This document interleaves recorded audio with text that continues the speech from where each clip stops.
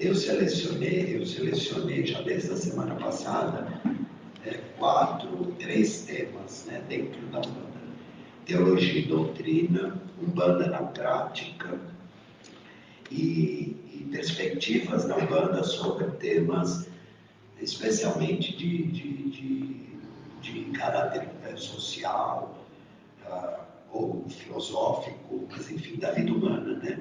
Perspectivas da vida da Umbanda sobre experiências do homem, sobre experiências humanas da vida.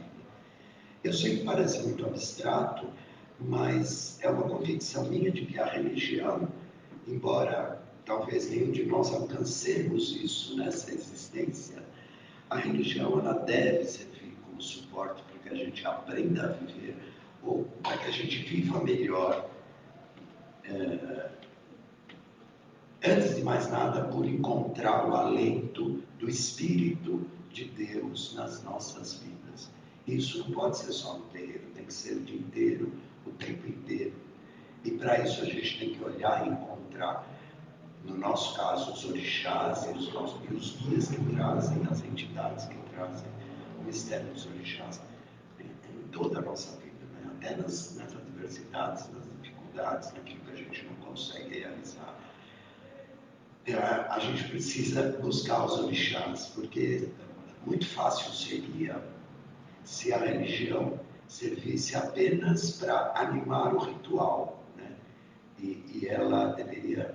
E muito fácil seria se o viver religioso fosse apenas do momento em que a gente põe os pés no terreiro até o momento que a gente sai do terreiro. Não é assim. O viver religioso é do momento em que a gente nasce até o momento que a gente morre, porque enquanto a gente dorme também a gente vive, né? E a vida religiosa também está no sono. Então, eu não tenho pretensão de alcançar isso nessa existência, mas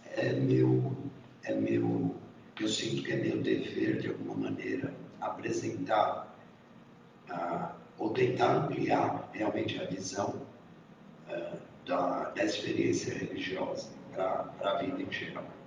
E, ao mesmo tempo, também, como eu sei que a Umbanda é objeto de curiosidade de muitas pessoas, e isso, como sacerdote e como dirigente de uma casa, de um templo de Umbanda, isso me causa um bom orgulho, um orgulho no sentido de ficar feliz em saber que as pessoas querem saber mais sobre a Umbanda, até porque realmente a Umbanda é uma religião linda, e a beleza traz muito bem-estar, e o bem-estar nos causa curiosidade. A gente quer saber mais sobre aquilo que nos faz bem.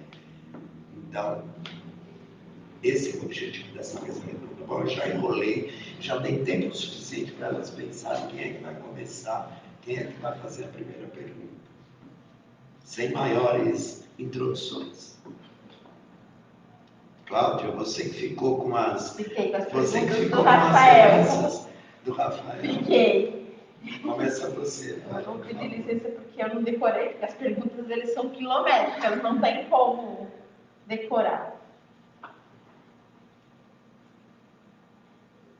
Então, a primeira pergunta do Rafael, ele fala assim, que normalmente a malandragem é vista como coisa ruim. Tenta passar a perna em todo mundo, em alguém tirando vantagem dos outros. O que o senhor poderia falar das linhas dos malandros? E qual a relação que existe entre o trabalho deles e a malandragem, que a gente conhece? Eu começo pelo fim. Eu não vejo nenhuma relação entre o trabalho deles e a malandragem nesse conceito, né, pejorativo da vida, da vida daqueles que praticam expedientes ilícitos ou contra a legalidade ou a licitude, né? Na verdade, a Umbanda, ela tem uma amplitude que eu nunca encontrei em nenhuma outra religião, embora tenha participado de algumas e tenha estudado várias. E essa é uma amplitude. A Umbanda não tem vergonha de abraçar símbolos que na verdade são duplos, são dúbios. Como tudo na vida tem dois lados. Então, se por um lado a malandragem, por esse conceito, significa pessoas que buscam burlar os princípios legais e de ordem moral, por outro, a malandragem é irreverente, a malandragem é descontraída, a malandragem tem jogo de cintura, né? Que não tem nada a ver com falta de princípio, muito pelo contrário. Né? Ter jogo de cintura na vida, por exemplo, jogo de cintura no sentido de ser uma pessoa que sabe ter a maleabilidade necessária para tratar com as dificuldades, é uma grande qualidade que os malandros trazem, né? Por exemplo. Então, quer dizer, tem um lado, como tudo na vida, tem um lado interessante da malandragem, entendam bem o que eu estou falando. Isso tudo é muito simbólico, evidentemente que numa gira de malandros não pisam aos terreiros seres que buscam enganar os outros, muito pelo contrário. Eles vêm sobre a simbologia dos malandros enquanto alegria, maleabilidade, capacidade de tratamento inteligente das situações difíceis, né? E também são aqueles que reúnem o conhecimento necessário para demandar contra as forças adversas, porque conhecem as forças adversas justamente porque são egressos dessa malandragem. Agora, o importante é a gente saber que o preto velho, estou falando dos malandros, mas o preto velho não é necessariamente um preto velho, né? Isso é um símbolo. O malandro não é um malandro, isso é um símbolo. Isso é, na verdade, um arquétipo que nos faz lembrar alguma coisa, um símbolo, né? A linha de trabalho ela não traz impressa as qualidades materiais daquele símbolo, né? Do preto velho, por exemplo, ou do malandro. Né? E se trouxer, ela traz a perspectiva ampla e benéfica para o ser humano. Por isso que eu disse, da mesma maneira, vamos fazer uma outra associação. As pessoas que estão acostumadas a viver as dificuldades, por exemplo, da falta de recursos materiais, da falta de dinheiro, como são os malandros, né? Tradicionalmente, elas adquirem uma capacidade de resistência muito maior, por exemplo. Né? Isso é uma característica que poderia ser atribuída a essa linha de trabalho. Então, eles têm jogo de cintura para lidar com as adversidades, porque eles estão acostumados a lidar com as adversidades. Eles têm resistência para lidar com as adversidades, porque estão habituados a lidar com as adversidades. Talvez aqueles seres não estejam habituados realmente. Talvez eles não tenham vivido encarnados como pobres e malandros do Rio de Janeiro. Mas eles venham trazer esse mistério e venham trazer a capacidade de nos dotar do entendimento necessário para resistir às adversidades, do entendimento necessário para ter jogo de cintura para lidar com as adversidades e com as dificuldades.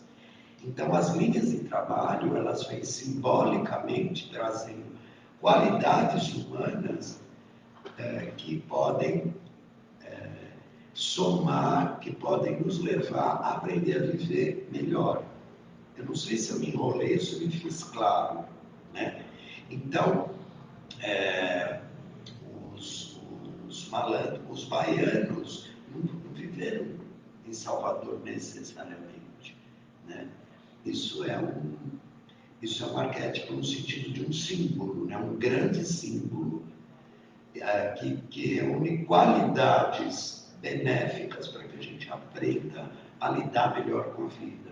Por exemplo, os caboclos, que trazem firmeza, trazem conhecimento de ervas, eles podem não ter sido índios necessariamente, mas eles vêm trazendo as qualidades que a gente encontra nesse símbolo da sabedoria daquele que lida, daquele que conhece o planeta, conhece as ervas, conhece a floresta, conhece a terra, sabe caçar, sabe trazer o alimento para casa.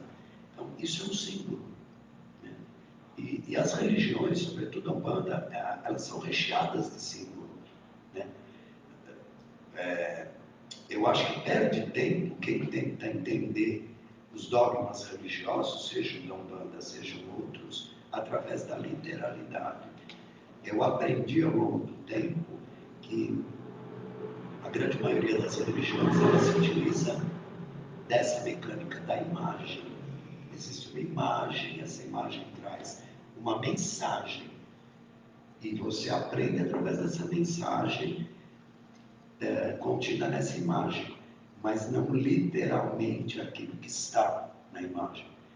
Então, para a gente sair um pouco da Umbanda, quem conhece um pouco os evangelhos, por exemplo, sabe que eles são totalmente imaginativos ou imagéticos, eles são totalmente imagens que devem ser vistas não com literalidade, porque senão você não vai conseguir compreender.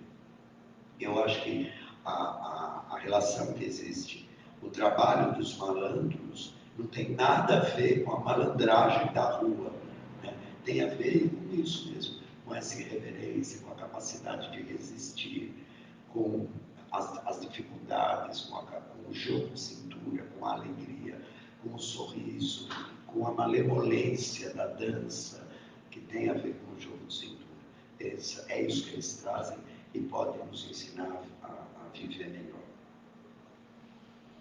Próximo. Eu vou falar. Algumas pessoas já me perguntaram qual o motivo, que eu não acredito que é motivo, que um orixá ou uma entidade escolhe, por exemplo, o filho para incorporar. Se existe um motivo, se existe uma ligação, ou se é simplesmente uma coisa aleatória. Então, por exemplo, eu recebo um Ogum, ele me escolheu para trabalhar comigo, tem algum motivo aparente, tem alguma relação, ou é simplesmente porque naquele momento ele me escolheu, naquele dia, para trabalhar comigo? Eu diria que sim e não. Quer dizer, existe uma escolha, né? Mas uma escolha que existe uma eleição, né? Quer dizer, em algum momento existe um encontro. A palavra não é nem escolha nem eleição. Existe um encontro entre o médium e o orixá, entre o médium e a entidade. Um encontro que é derivado da vontade. Eu quis encontrar, né, a entidade, o meu guia, o orixá, o mistério que a entidade carrega, e ela também quis me encontrar. Mas eu acho que não há um motivo específico no sentido de ser necessariamente um dom ou uma honraria pessoal, né? Eu acho que antes de mais nada é um encontro derivado da vontade de servir. Eu não sei se eu estou conseguindo explicar, mas essa escolha não significa que ele te escolheu, mas não vai escolher ela. todos são merecedores de serem escolhidos. Todos podem ter esse encontro com os orixás, com os guias, com as entidades, basta querer. E os orixás e as entidades, eles também estão dispostos a encontrar todos nós, basta que a gente queira. Então, há um encontro, mas que não é necessariamente é uma honraria, mas não é uma individualização da honraria. Só eu sou capaz, só eu fui escolhido. Não, todos nós fomos escolhidos. Se nós quisermos, se nós tivermos o desejo de ser, né? Então é sim e não. O encontro existe, ele decorre da vontade tanto do guia, do orixá, quanto do médium, mas isso não significa, isso significa mais dever do que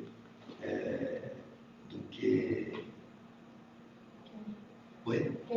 É mais dever do que como é que eu falo? É mais dever do que a palavra me fugiu. É muito mais dever, obrigação do que privilégio. A palavra é essa, não é privilégio. É um encontro que não tem nada a ver com privilégio, tem a ver principalmente com o reconhecimento de que eu abraço a bandeira de Oxalá, abraço a Umbanda e vou servir para que essas forças do astral que também querem me encontrar, me encontrem e a gente faça o trabalho da Umbanda. Então, é um encontro, portanto, é uma escolha, mas não é um privilégio. E eu também não diria nem que é um dever no sentido de obrigação. É um querer, como você disse. Eu quero. Eu reconheço o prazer de servir em nome da Umbanda, e isso não é um privilégio, isso é um bem-estar e uma missão, uma tarefa. Eu também gosto muito da palavra missão, porque parece que é aquela coisa. É uma tarefa, eu assumo essa tarefa, como eu assumo tantas outras na vida.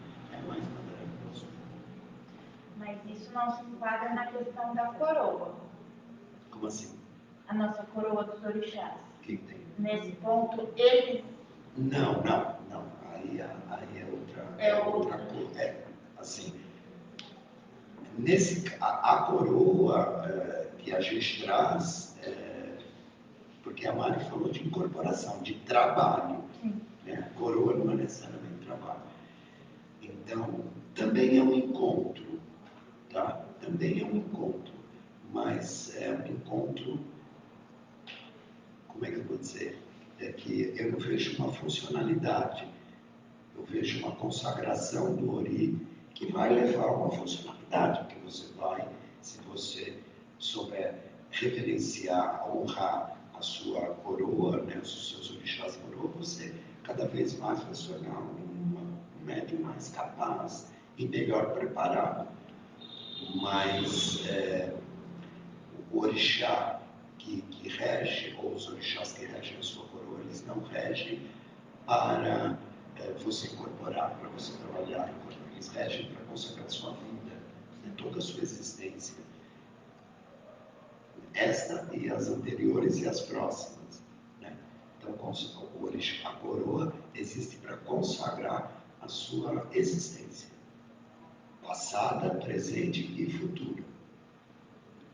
Deu para entender? Uma das pessoas que me perguntou falou: eu posso escolher então? Eu quero receber a Maria Padilha, eu quero receber os seus 7 cruzilhadas, mas por quê? Eu não posso ter vontade? Eu falei: não é assim. E foi bom você ter feito essa complementação, porque quando você estava perguntando, eu ia falar, mas no final me perdi.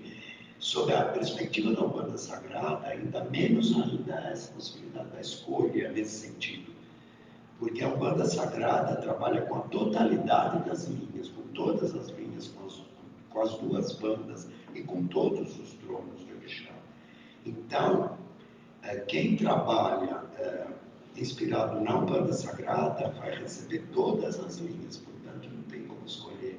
Eu vou receber só uma linha e dentro daquela linha aquela determinada entidade. De jeito nenhum. Isso não existe. A questão é que assim também, a gente sabe que também não é assim, como tem uma Maria Padilha que vai escolher aquele filho. Tem toda uma conformação que acontece no momento em que o médium chega na casa, né? E tanto as forças daquela entidade como do médium, elas vão se adaptar à necessidade que aquela casa tem para realizar um trabalho. Eu fico fugindo dessa história de escolha justamente para fugir do privilégio, porque é algo que eu não acredito na banda, né? É algo que para mim leva à vaidade, né? Então eu tenho o caboclo tal, eu tenho o Exu tal, eu tenho... Isso é uma coisa que você pode ter, mas eu evito, e ele pode ser um ser de extremo entendimento, conhecimento, poder, e trazer realmente no seu mistério um poder muito grande. Mas eu acho que tanto melhor se a gente encarar esse poder sempre com muita humildade. Uma vez eu fui conversar com uma pessoa, um japonês, de uma igreja, e ele disse assim para mim: quando você tiver uma grande tarefa, imagine que ela seja muito pequena para você poder ter a humildade de realizá-la. E quando você tiver uma pequena tarefa, imagine que ela seja muito grande, para que você tenha força e saiba valorizar tudo que você fizer. Então é meio por aí. Você tem um Exu poderoso, esquece. Porque o dia que você acordar e falar, eu sou Bambambam, porque o meu Exu é bacana, ele é mais que os outros, acabou o amigo do médium. Pode desistir porque você está no caminho errado. Então, e a Umbanda Sagrada nos ensina isso. Porque na Umbanda Sagrada você pisa no terreiro, você é um médium, você vai incorporar baiano, você vai incorporar cigano, você vai incorporar. E ninguém é melhor que ninguém. Acabou, você vai incorporar preto velho, você vai incorporar Exu, você vai incorporar Pombagira. Porque todos eles fazem um trabalho conjunto da Umbanda, né? Então, essa amplitude que a Umbanda traz também nos ensina isso, que não há diferença de poder. Obrigado, filho. E eu acho que, volto a dizer, quanto mais os nossos guias forem capazes, mais a gente tem que fazer de conta que, não fazer de conta no sentido de humildemente dizer, isso existe para que eu sirva, e não para que eu me envaideça. No sentido contrário, a gente pode entender que a não incorporação pode ser a entidade trabalhando no médium para desenvolver ele, no sentido de preparar ele para o que essa entidade traz, o que ela pode fazer. Não incorporação. Isso, por exemplo, tem uma gíria específica, a pessoa não incorpora, por mais que se tente como sempre, pode ser essa questão da tentativa da entidade estar trabalhando diretamente com a pessoa, ou pode ser que simplesmente aquela vez não foi escolhida, ou escolhida não no sentido funcionalista, mas não foi daquela vez. Eu acho que pode ser as duas coisas, filho, e pode ser um monte mais de outras coisas, né? Pode não haver a maturidade necessária, tanto do desenvolvimento mediúnico, né, quanto do médium como ser diante da mediunidade, né? Pode ser que aquela força, eu costumo dizer que o trabalho incorporado, na verdade, qualquer trabalho da mediunidade, né, ele é um conto, né, uma coisa que no começo precisa se adaptar, precisa se conhecer. E esse encaixe não é assim, né? Então, é nesse sentido. Sim. Pode ser esse encaixe que ainda está se ajustando. Pode. A questão é que pode ter um monte de razões, né? Como eu falei pode ser maturidade da pessoa diante da mediunidade, pode ser uma necessidade de maturidade da própria entidade, no sentido de se adaptar, porque energeticamente esse encontro ele requer adaptação energética, né? Você tem um padrão de energia, nós somos seres vivos. A entidade também é um ser vivo, não na matéria, mas também é um ser vivo. Ela tem um padrão, ela carrega um padrão de energia e eu carrego outro. Para que haja o trabalho de mediunidade mediúnico, seja psicofonia na incorporação, seja psicografia, seja... precisa haver uma junção, conversa, né? Esses padrões de energia têm que dialogar. E esse diálogo às vezes não acontece no primeiro. E o motivo, eu acho que assim, uma coisa eu acredito, quanto mais a pessoa tentar entender, estudar, mais ela consegue se preparar, talvez, até para queimar etapas. Não posso nem dizer que vai queimar, mas ela tem mais possibilidade de queimar etapas se ela tiver conhecimento, se ela estudar, né? Se ela experimentar também, ela vai queimar etapas. Então, não incorporar, mesmo numa situação de há uma convicção de que a pessoa ela tem o desejo de trabalhar a mediunidade que ela carrega. Ela foi aceita numa casa, estamos falando de Umbanda, na verdade podemos falar de outra religião. Ela foi aceita numa casa e ainda assim ela não incorpora. Está no processo. Tá? E aí eu acho que cabe ao dirigente olhar e ver o que está rolando e como ele pode direcionar essa pessoa para ela melhor se preparar para as coisas acontecerem. Uma coisa também eu tenho convicção, eu falo, já falei isso várias vezes aqui no trecho, precisa deixar acontecer, né, a experiência. Então, se você está no processo de desenvolvimento, seja no curso, seja dentro de um terreiro, por exemplo, a gente percebe que tem gente que quer incorporar, mas antes tem até um script, né? Tem um roteiro que tudo tem que...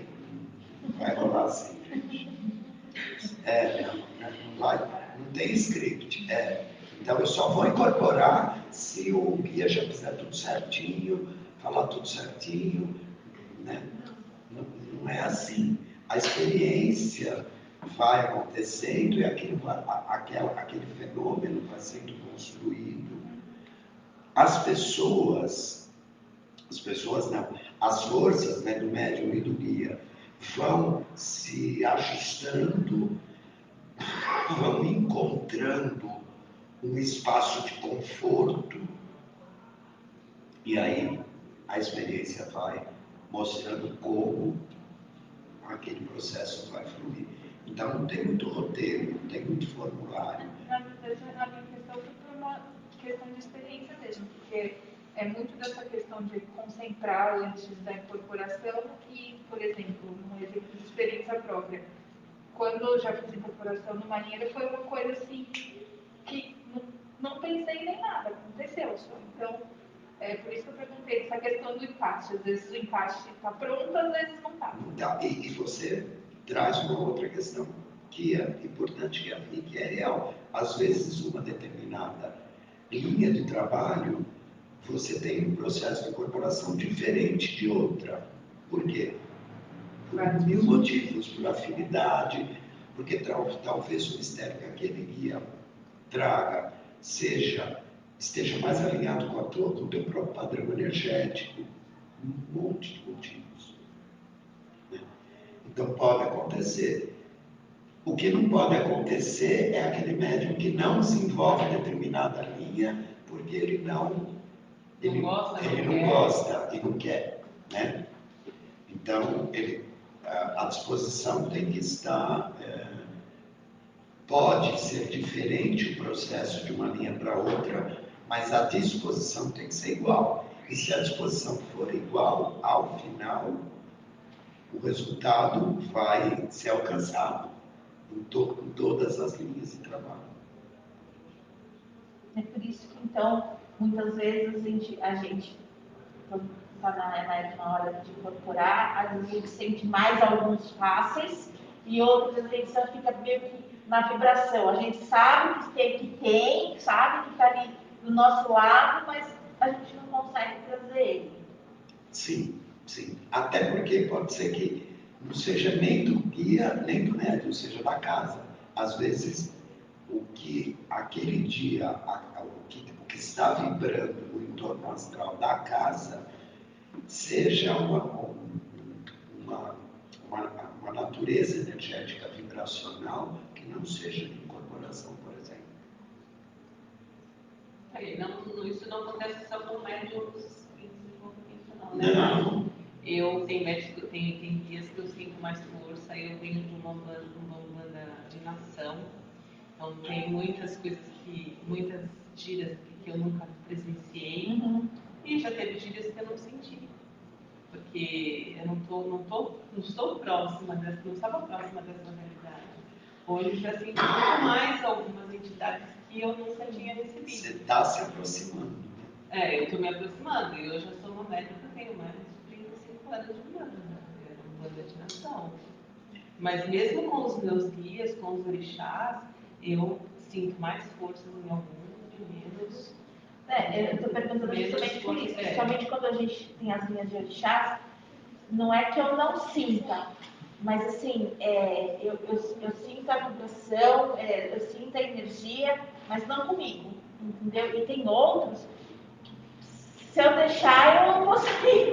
E às vezes você tem, né? Às vezes você está sentindo uma vibração que não é de incorporação mesmo. Às vezes já é a energia necessária.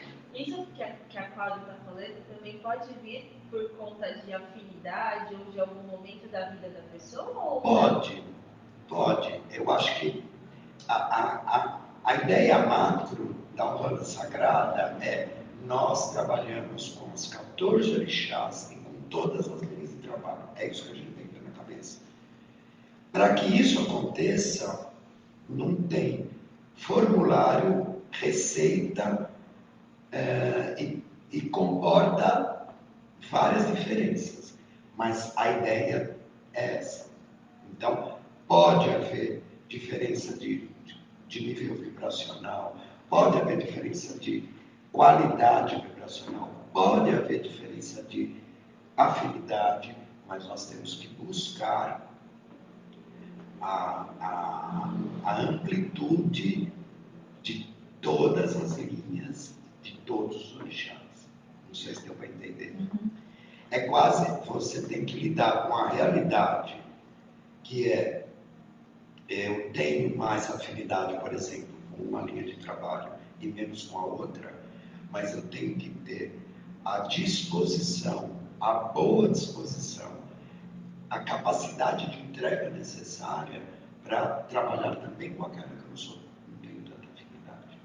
Por uma questão, antes de mais nada, de generosidade. Porque é preciso. Se é preciso, eu faço. Não sei se deu para entender. O que eu recomendo, e na minha casa eu não permito, é que a pessoa escolha. Eu quero só trabalhar com baiano. Eu quero só trabalhar com caboclo. Eu só recebo Exu e Pombagira. Não. Talvez até você nunca receba um caboclo, mas você vai se dispor a isso. Porque se você estiver aberto para isso, ainda que você não receba, a vibração dos caboclos vai estar trabalhando. Entendeu? E é o que importa. O que não dá é para... E isso diferencia muito a Umbanda Sagrada da Umbanda mais primitiva, a Umbanda mais popular, onde era comum até a casa não trabalhar com todos os orixás, né? Essa ideia de ter essa trama feita pelos 14 orixás, ela é da Umbanda Sagrada, né? E é possível se adaptar, desde que você queira.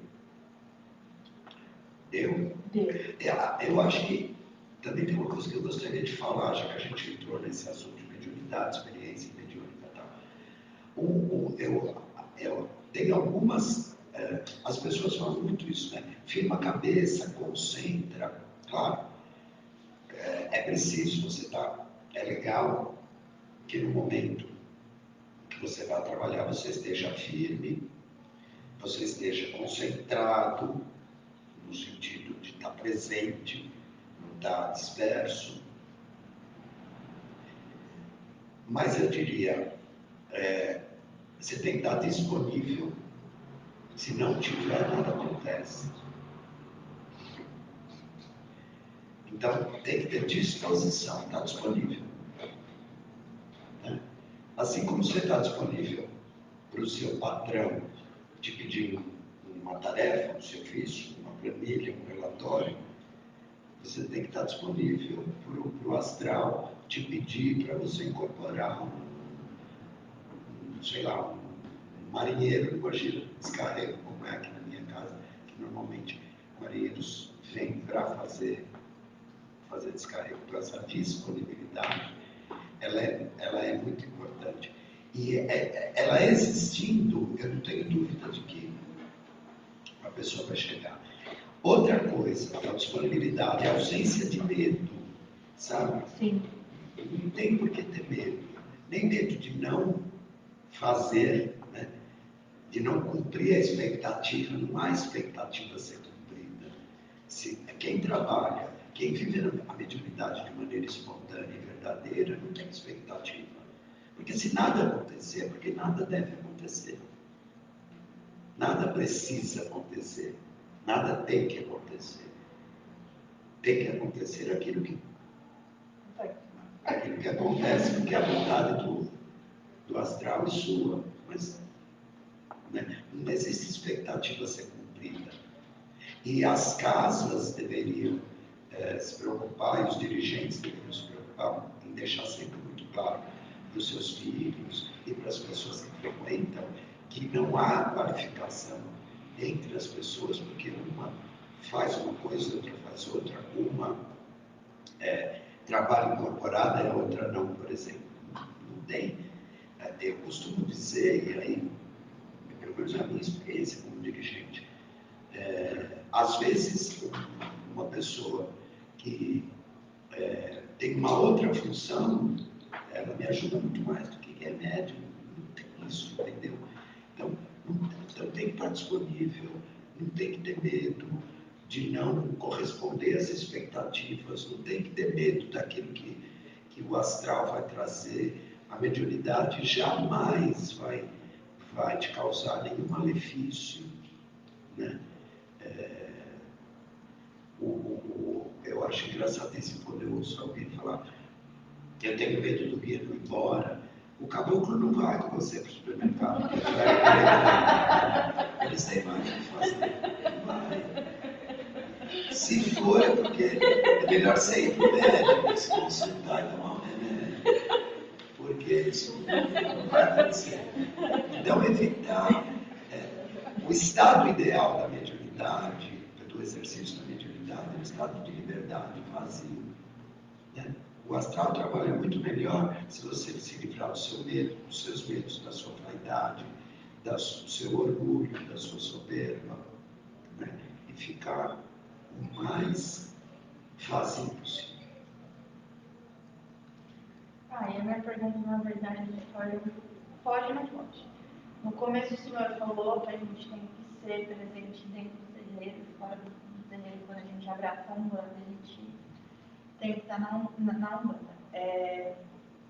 Eu, particularmente, sempre ouvi muito dos meus amigos que não frequentam, que achavam um absurdo eu, dependendo da gira que a gente faz, tem que ficar com o prefeito um tempo a mais, não pode isso, não pode aquilo, ou eu estou em um determinado local para 8 horas, eu corto a bagunça, não posso mais. Eu queria que esse senhor explicasse um pouco o porquê de tudo isso, dos preceitos, dos limites, dos nossos limites.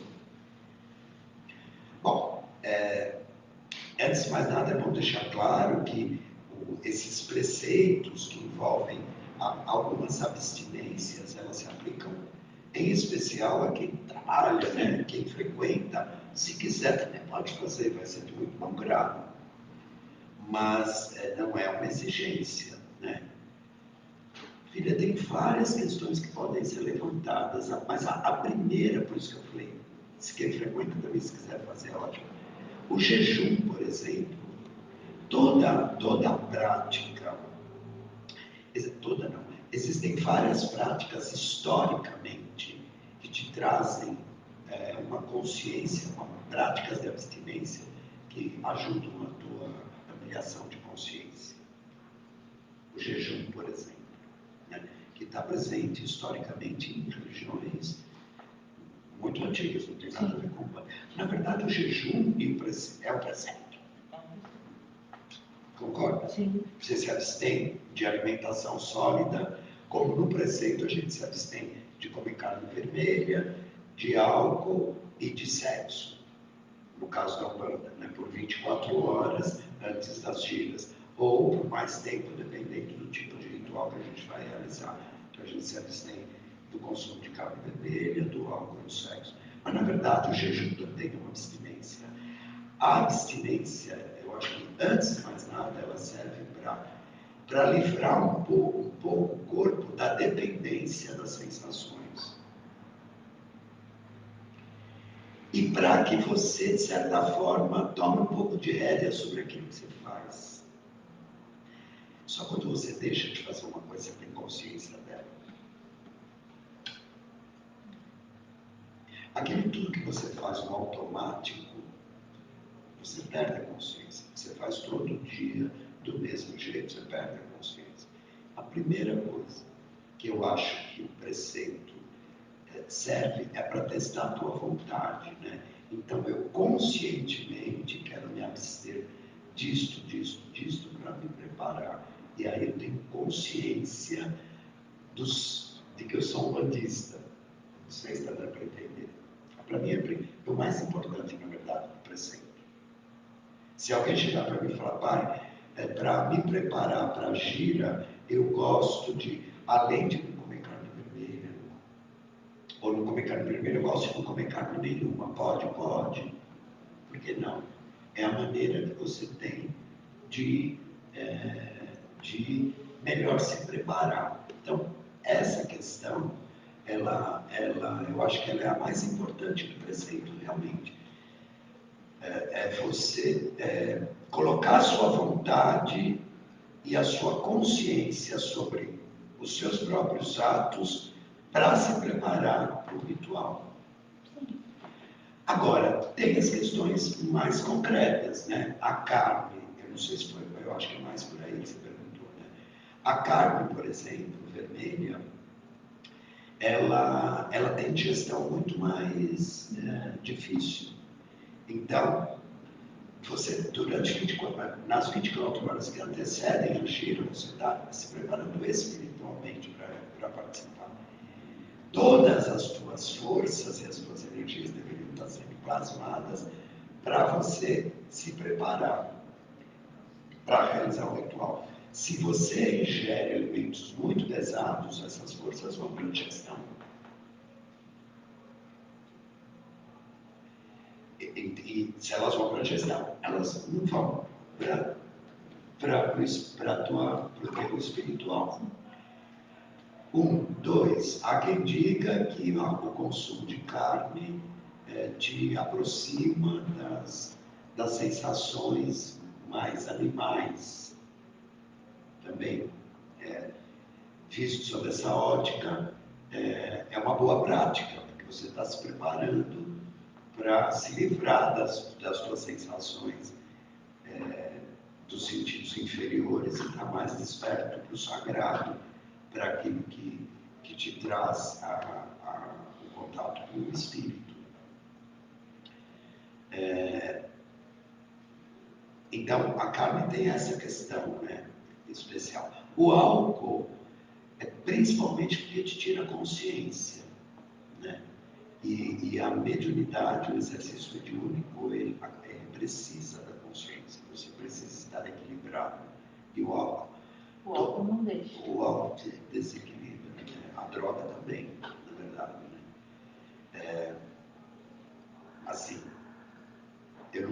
julgamento moral sobre o bem-estar que o álcool traz ou que a droga traz. Há quem defenda e diga que... Mas tem muita coisa que traz bem-estar que te desequilibra, né? Então, assim, uma coisa é fato. O álcool te desloca da tua consciência. Então, ele deve ser... Aliás, para mim, dos três, é aquele que não dá para... Exatamente. Não tem como. Se a pessoa consumiu álcool, ela se desequilibrou, no sentido da consciência, não tem como participar da gira. E o sexo, eu falei isso, ele foi na última live. Foi, né? Então eu já falei, não vou repetir, por causa da questão da energia. Mas era isso que você estava perguntando? Não, é porque assim, eu sempre sou taxada como uma chata, porque todo mundo fala assim, nossa, mas então é uma responsabilidade. Porque E é uma como escolha, qualquer né? religião. E é por isso que eu falei que para mim o mais importante do preceito é porque você escolhe fazer uma coisa, né? Por exemplo, ou deixar de fazer, no caso do preceito, para se preparar para viver uma experiência religiosa, é a sua escolha. E aí é que está o maior valor disso, né? É que assim, eu agrego ainda, dependendo dos rituais que vão ser feitos, eu aprendi, quando eu entrei na Umbanda, a também manter a sua energia neutra. Não ir em lugar muito movimentado, evitar discussões ou muito carinho, manter a sua energia neutra. Então, às vezes, eu brincava aqui assim, agora eu brinco assim, de domingo a quarta-feira à noite me esquece, eu não tenho vida social. Então, e tem razão, mas eu acho que manter a tua energia, na verdade, isenta ou neutra, como você está dizendo, vai muito além de você não frequentar.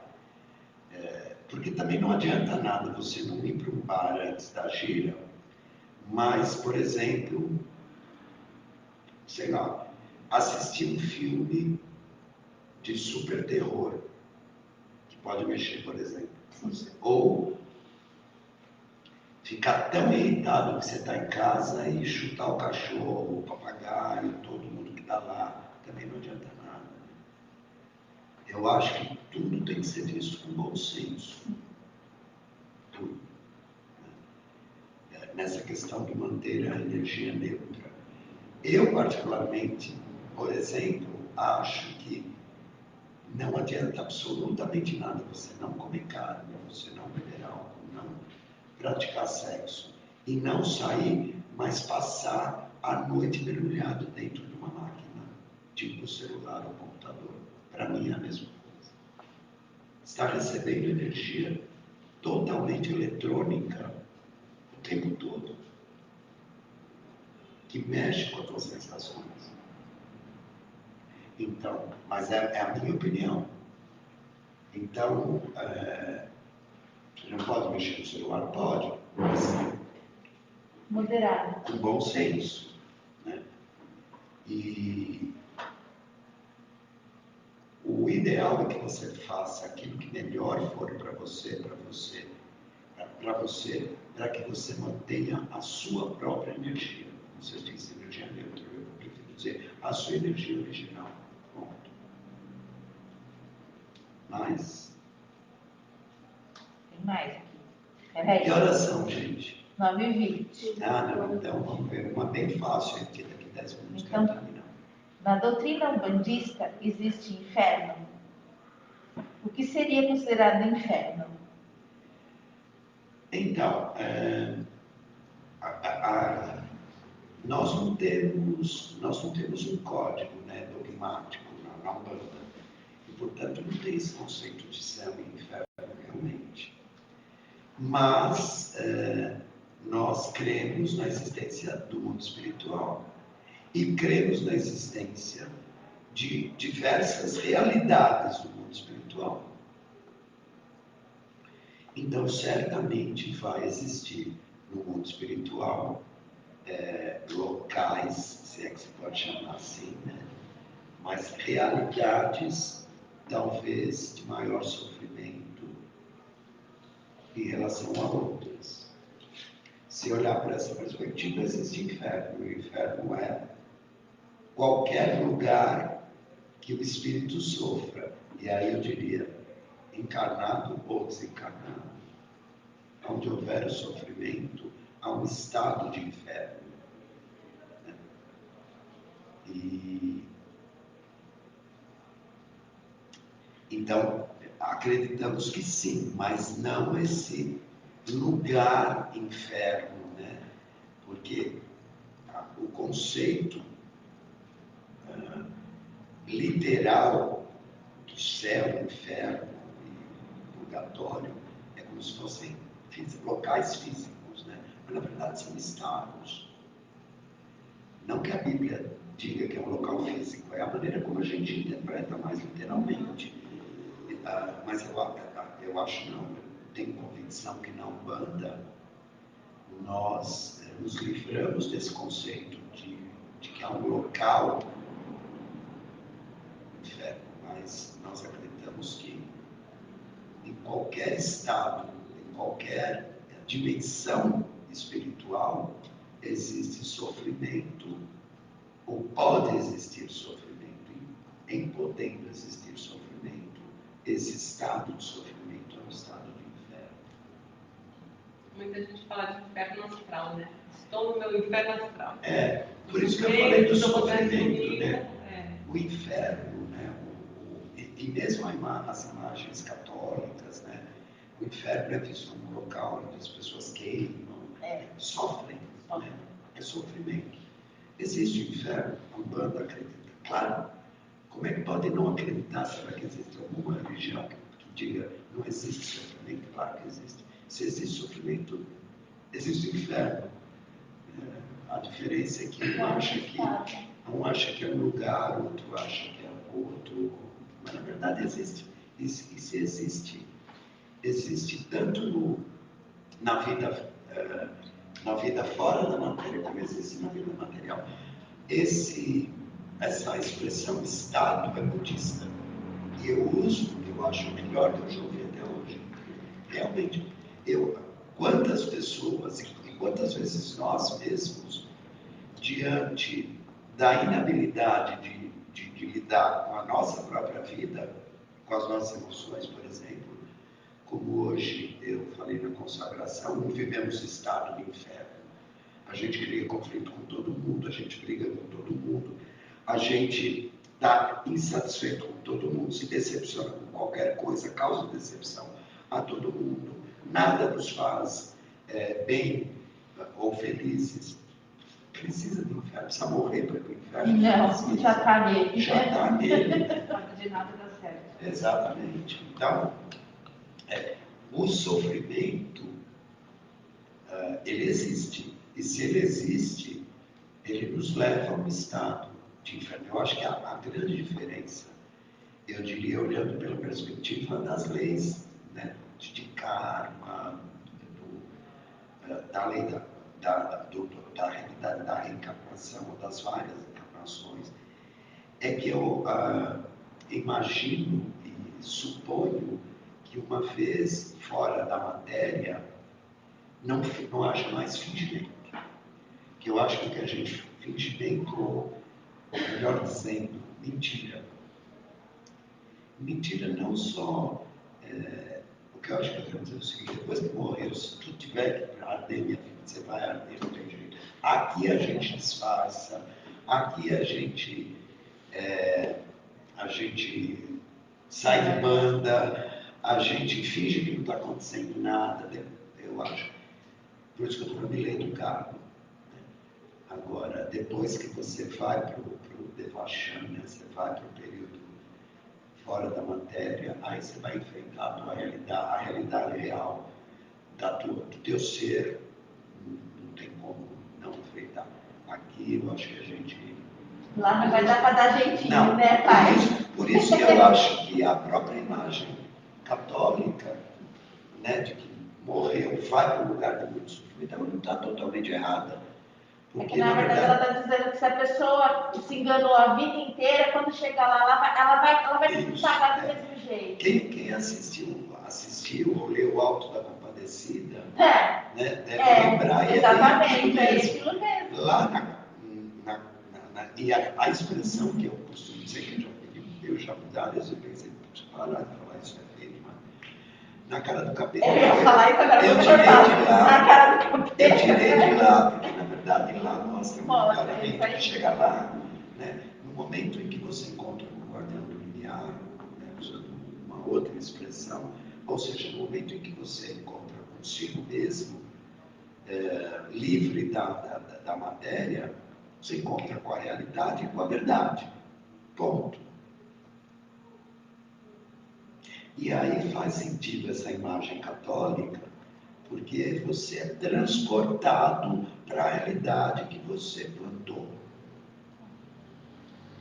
Não tem se você fez, não. Está mostrando a verdade. Exatamente. Não tem discussão. Não. Mas aí todos têm o direito à salvação. Acredito que sim. Desde que se redima dos seus pecados. Exatamente. Desde que haja continuar. arrependimento e remissão. Que seja verdadeiro, né? Não seja Sim. fingimento. Mas assim, eu acho que a grande diferença da vida na matéria e da vida fora dela é exatamente isso. Aqui você pode fingir arrependimento e fingir remissão. Né? Fora da matéria você não pode fingir arrependimento e remissão. Agora sim, falando sério, eu acho não, né? Tenho certeza que a misericórdia divina permite a salvação a qualquer tempo. Tá? Ponto. Como ela vai acontecer é outra história que talvez envolva fé religiosa, arrependimento, remissão. Talvez para o budista encontrar o estado de iluminação. O fato é o seguinte, eu creio que a vida realmente é um caminho de aprendizado, de trabalho. Você busca aperfeiçoar o teu ser. Ponto. Tentando ser muito amplo. Sempre você vai poder crescer, sempre você vai poder aprender, sempre você vai poder evoluir, sempre você vai poder ser melhor do que você era. Então, Essa é uma ótima perspectiva. tem uma saída, sempre. Fala, filho. Não, pai, eu ia perguntar, a gente falou nessa questão de revista, sei lá, e inferno e tal, a gente pode adotar algumas, não experiências, mas algumas, talvez sejam dogmas do espiritismo, como Kardec, por exemplo, regiões umbralinas, níveis, hospitais de recuperação. A gente pode adotar isso para a Umbanda também? Então, eu acho que guardadas as devidas diferenças, né? A gente pode adotar, porque conceitualmente tem muitas coisas que na verdade mudou só de nome e de roupa mesmo, né? Então, eu acho que não só isso a gente pode adotar vários outros conceitos, especialmente na Umbanda, que é uma religião muito pouco dogmática, né? Então, a gente pode, mas guardadas as devidas diferenças, né? Então, por exemplo, eu prefiro acreditar que pela perspectiva da Umbanda, ao invés de um hospital espiritual como o kardecista acredita e descreve com detalhes, até a cor da cabeceira da cama, eu, como umbandista, prefiro acreditar que uma vez desencarnado, nós sejamos recebidos nos braços dos orixás que vão nos tratar, né? Deve haver também um espaço de tratamento, que talvez não seja um hospital com enfermeiras brancas, talvez sejam caboclos, pretos velhos, que nos levem a conhecer a morada dos orixás, e esse passeio já nos cure. No final, acredito que tenhamos um espaço de tratamento, mas eu guardaria algumas diferenças nesse sentido, que talvez sejam muito pouco importantes, né? No sentido de conceito. conceito. Não tem muita diferença. Mas como também eu acredito que aquilo que a gente acredita cria de realidade, né?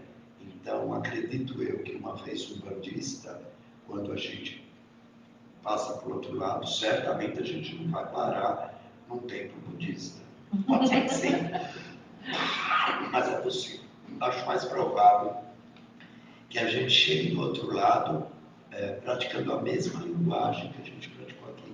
Só que como ninguém está todo mundo vivo aqui, graças a Deus, talvez essa realidade seja realmente uma só. O templo budista, o hospital espiritual, a morada dos orixás, seja só um só espaço em que todos nós nos encontremos. É difícil dizer, é assim. Primeiro, porque ninguém morreu. Segundo, porque há quem diga que leu a Crônica do Akasha e sabe como é. E terceiro, porque eu acho que também, assim, quanto mais a gente estabelece diferenças, mais a gente se separa. Então, eu prefiro acreditar que se houver diferença, se houver um espaço separado do hospital kardecista para o templo budista, eles estão muito próximos e a gente vai poder sair de um e entrar no outro. Na realidade, eu acho que deve ser tudo uma coisa só. Tem mais alguma pergunta que precisa ser feita? Então eu vou me despedindo, porque já demos 1h30, que é o tempo máximo que eu coloquei para nós realizarmos essas mesas redondas, para que elas não fiquem muito cansativas. Mais uma vez eu renovo os meus agradecimentos para quem pôde estar conosco hoje e também me coloco à disposição para responder as perguntas que eventualmente vocês tenham. É só deixar nos comentários que nós anotamos e nas próximas a gente vai responder. Ainda antes de encerrar, eu gostaria de dizer que dia 4, dia 6 e dia 8 de agosto eu vou iniciar 3 turmas de Fundamentos Teológicos e Doutrinários de Umbanda online. São 10 aulas totalmente virtuais para quem quer conhecer um pouco da teologia umbandista, teologia e doutrina de Umbanda Sagrada. Quem quiser, é só entrar na nossa página, que aliás, eu peço que vocês curtam e nos sigam. E também, se quiserem ter informações desses cursos, é só entrar na nossa página do Facebook. E curte, deixa o like no nosso canal do YouTube também. Nós estamos entrando na era digital e na verdade, tem sido muito bom. Essa semana nós retornamos com as giras públicas, um limite de 14 pessoas. 3 pessoas que estiveram segunda-feira conheceram a casa pelas lives, acompanharam as lives, já estiveram aqui. Então as lives estão servindo sim para que as pessoas conheçam a Umbanda, no nosso caso, e eu fico muito feliz por isso, uma maneira de a gente não parar o trabalho. Eu vou pedir para a Denise nos brindar com mais um pouquinho de um ponto e muito obrigado a todos, até a próxima quarta-feira. Salve nosso Pai Xangô!